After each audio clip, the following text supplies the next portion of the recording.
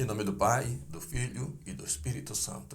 Queridos amigos do Apostolado Glória de Maria, vou gravar este vídeo hoje para dar alguns informes sobre minha saúde e tratar de alguns assuntos recentes.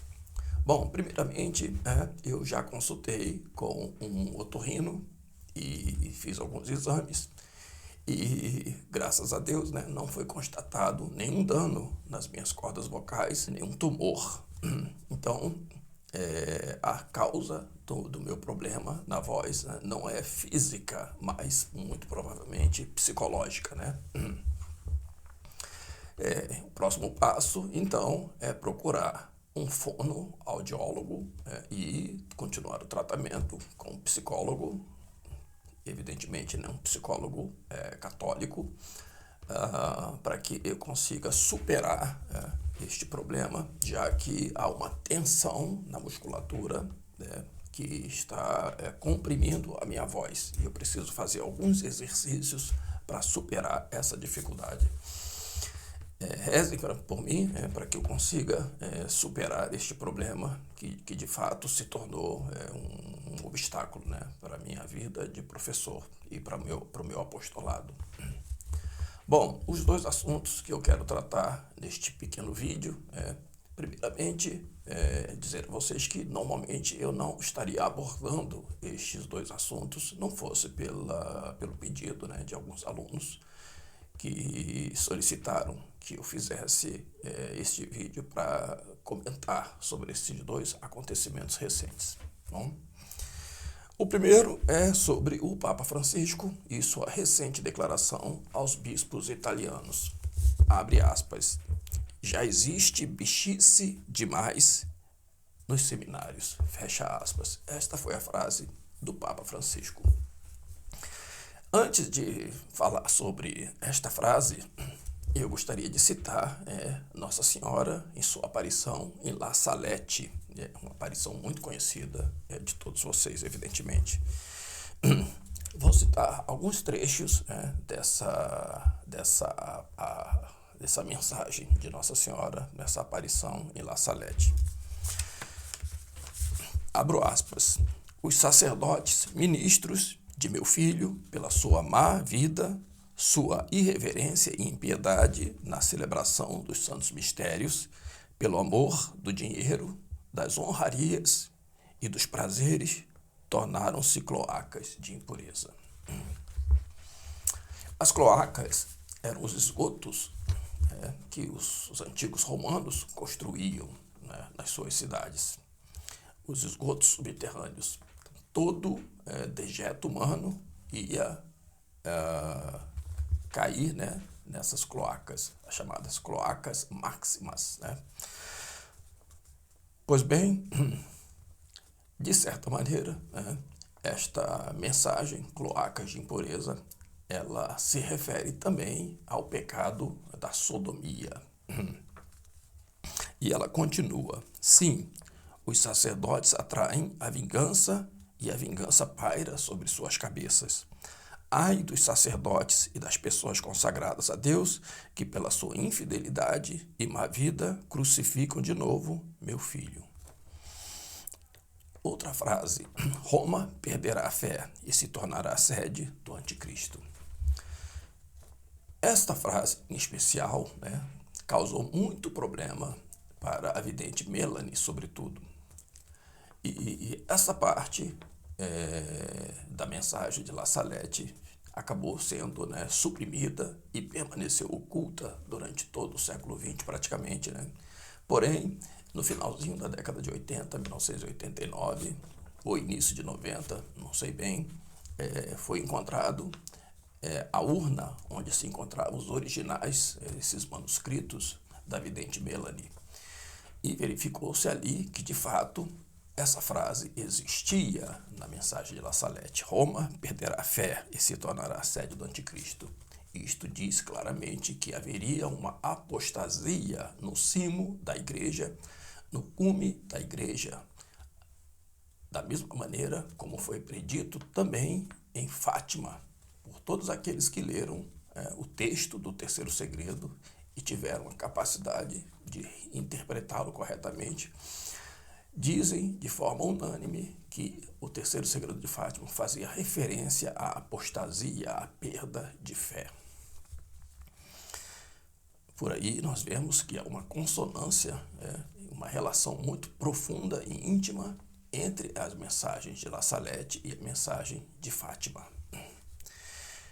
E ainda, ela disse: durante esse tempo nascerá o anticristo, de uma religiosa judia, uma falsa virgem, que terá comunicação com a velha serpente. E o mestre da impureza, seu pai, será bispo. Aqui eu peço licença a vocês para fazer uma interpretação própria, do professor Carlos Bezerra, para dizer que esta frase, este parágrafo, faz referência ao Concílio Vaticano II. E eu explico. O anticristo nascerá de uma religiosa judia, uma falsa virgem, que terá comunicação com a velha serpente. Eis aí a doutrina espúria, cabalista do judaísmo talmúdico. E, portanto, a palavra falsa virgem se aplica perfeitamente bem, por ser uma doutrina espúria e não uma doutrina verdadeira. Se fosse uma doutrina verdadeira, não seria uma falsa virgem, porque a doutrina verdadeira, ela é imaculada, ela não tem manchas. E a doutrina espúria só pode vir de Satanás, da serpente.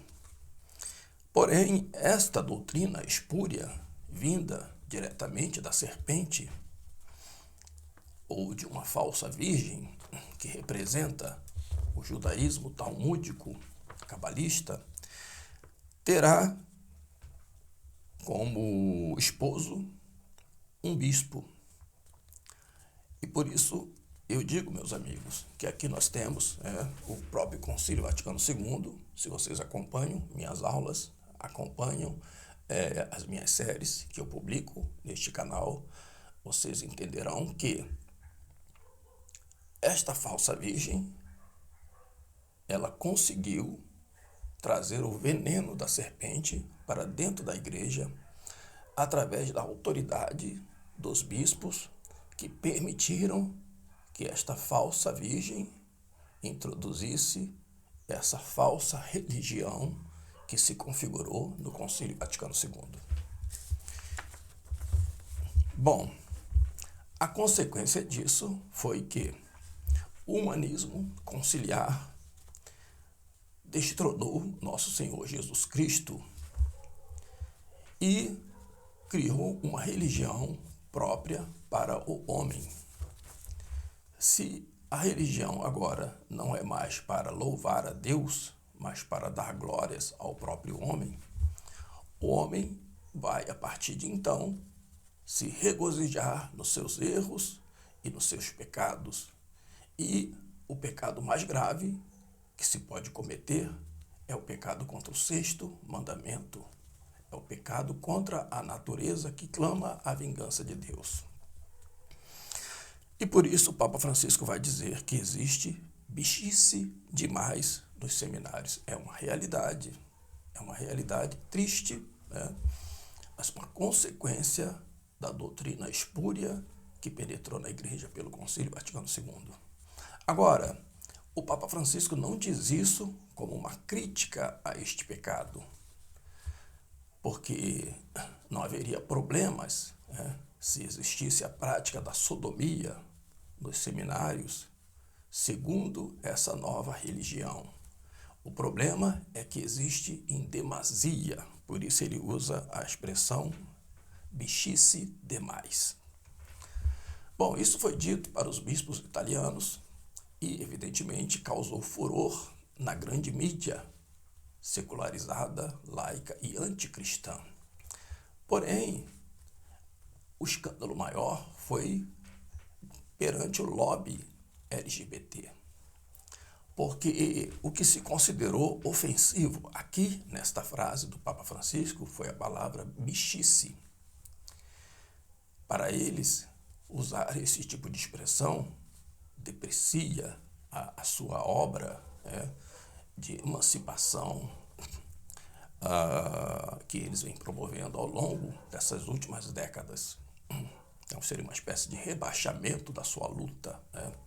Então, evidentemente, o lobby LGBT se ergueu, através da sua força na mídia para exigir que houvesse uma retratação, e essa retratação foi feita prontamente pelo Vaticano, pelo Papa Francisco, que assim pediu desculpas à comunidade LGBT por ter usado palavras tão ofensivas. Desta maneira, então, fica evidente para nós, meus caros amigos, que uma igreja, a igreja aqui novamente, me referindo à igreja conciliar, que é uma ideia de igreja emanada de uma falsa religião, a religião do homem, do Concílio Vaticano II, que faz com que essa ideia de pecado contra o sexto mandamento, o pecado da sodomia, impere e reine no Vaticano, a tal ponto que aquele escritor francês publicou um livro recente chamado Sodoma, referindo-se ao Vaticano. Inclusive um livro que teve elogios até de muitos prelados no Vaticano. Bom, e por essa razão, então, que este pecado avança e domina completamente as estruturas da igreja. E muito mais, depois da ascensão dos jesuítas, que promovem abertamente este pecado. O Papa Francisco só faz essa queixa porque considera que excedeu o limite que eles consideravam suportável, ou ideal. Bom, o segundo aspecto que eu gostaria de comentar de certa maneira está relacionado a este problema, pela sua ligação do culto ao homem. Falar um pouquinho sobre a provável canonização do menino Carlo Acutis. Primeiramente, vou ressaltar aqui que o que eu vou dizer aqui não é absolutamente nada contra a pessoa desse rapaz e dos seus familiares, longe disso. Mas para dizer como esta figura deste rapaz tem sido usada por essa falsa religião, a religião do homem. Bom, antes de comentar sobre essa provável canonização do Carlo Acutis, mas sobretudo a minha análise não vai focar exatamente no processo de canonização. Outras pessoas muito melhores do que eu já falaram sobre isso, das deficiências do processo de canonização que o Vaticano atualmente, desde o Concílio Vaticano II, veio reformando certos aspectos desse processo e, de certa maneira, e evidentemente com muita razão, muitos especialistas consideram duvidosas as canonizações feitas pela Igreja Conciliar. Bom, mas antes de falar sobre o caso específico do Carlo Acutis, primeiramente eu gostaria de citar um fato, que foi o filme que eu assisti há muitos anos atrás, chamado A Lista de Schindler. O Schindler foi um industrial alemão, espertalhão, que se aproveitou bastante da guerra, da Segunda Guerra Mundial, se aproveitou da mão de obra de trabalho forçado que a guerra proporcionava para fazer fortuna. E teve muito êxito durante os anos iniciais da guerra. Portanto, o Oskar Schindler cometeu uma série de crimes de guerra, conforme mais tarde foram estabelecidos pelo Tribunal de Nuremberg. Sobretudo, a utilização de mão de obra escrava, conforme definido em Nuremberg. Bom, quando a guerra estava por terminar, a derrota da Alemanha era mais do que evidente. Então o Schindler, muito espertamente, ele passou a atuar de uma outra maneira para salvar a sua própria pele, porque sabia que seria preso, seria julgado e muito provavelmente seria condenado à morte. ele passou então a proteger aqueles judeus que trabalharam para ele em regime de trabalho forçado, mas que agora ele procurava ganhar a simpatia desses judeus para lhe salvar a vida futuramente. Foi exatamente isso que acabou acontecendo. Mas no filme, né, ao final do filme, há uma cena muito interessante quando os sobreviventes judeus da Segunda Guerra Mundial vão ao túmulo do Oskar Schindler, depositando uma pedra, né, cada um. O que era isso, né? Existe, né, uma concepção estabelecida pelo Rambam, o Maimônides, o filósofo judeu do século XII. Ele, uma vez perguntado a ele o que seria dos goim, os não-judeus, depois da morte, ele então formulou uma tese religiosa na qual haveria um espaço para os não-judeus em algum paraíso. E isso passou a ser chamado, então, de justo entre as nações.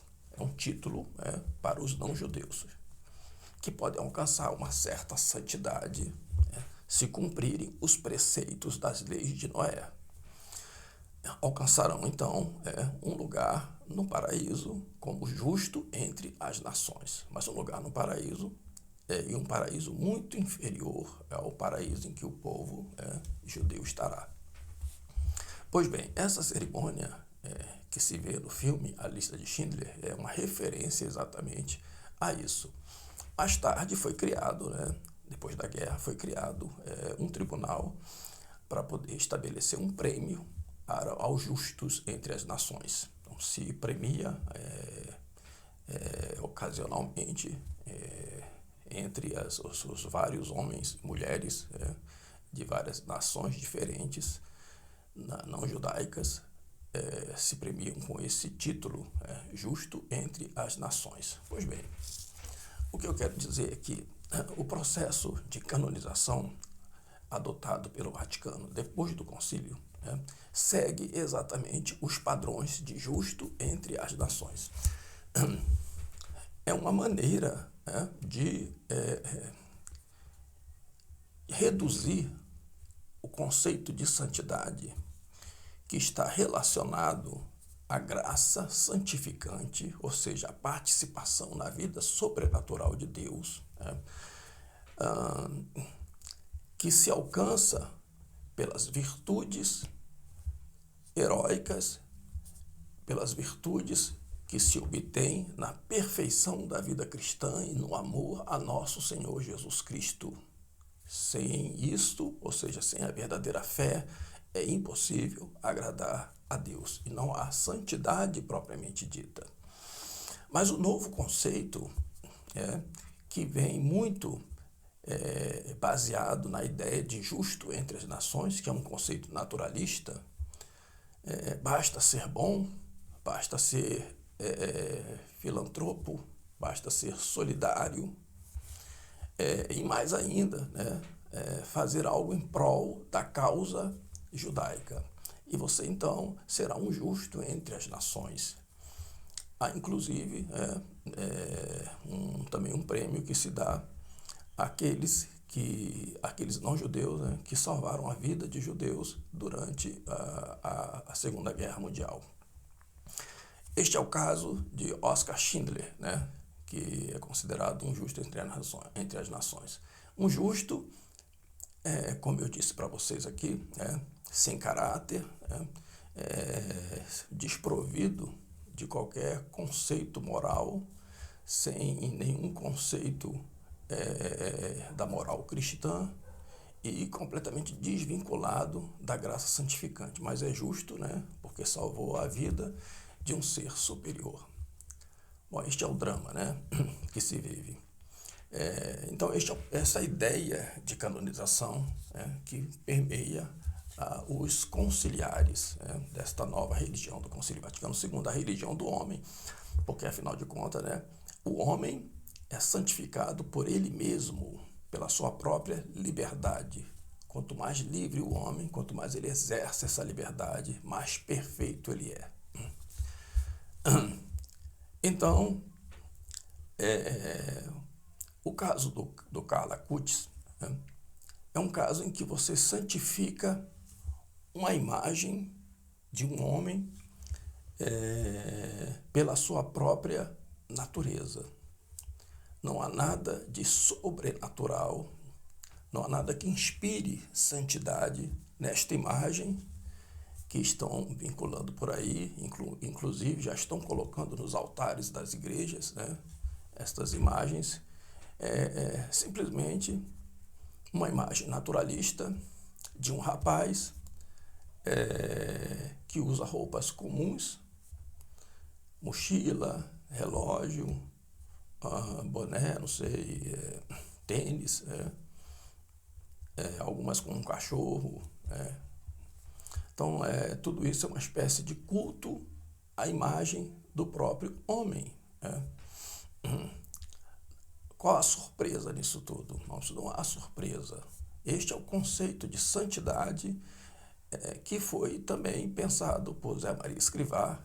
O Opus Dei sempre defendeu este conceito de santidade mundana, santificação do homem pelo próprio homem. Então, esta é a essência da Igreja Conciliar. É a Igreja voltada para a glorificação do próprio homem. E a imagem do Carla Acutis, esta imagem deste novo santo, é que vai dar corpo a esta ideia deste novo santo, deste novo conceito de santidade. Mas eu queria aproveitar esta ocasião para dizer para os meus amigos aqui do apostolado, que a ideia de santidade é algo muito superior a isso. Só a verdadeira religião, a religião católica, é que pode fornecer essa imagem verdadeira para um verdadeiro santo. A roupa do santo não importa. O que importa é a santidade dele. A veste dele não importa. Os santos, de um modo geral, eles são retratados de várias maneiras diferentes e ninguém observa os detalhes de suas roupas, porque o conjunto é que inspira a santidade. Isso é a ideia de uma imagem sacra, o que não é o caso da imagem do Carlo Acutis. Então peço sim que todos nós rezemos por esse rapaz, o Carlo Acutis, porque queira Deus que ele esteja de fato no céu, mas como não temos certeza, periga-se que ninguém mais reze por ele, pela alma dele, já considerando um santo. Então fiquem com Deus e até a próxima aula, em nome do Pai, do Filho e do Espírito Santo.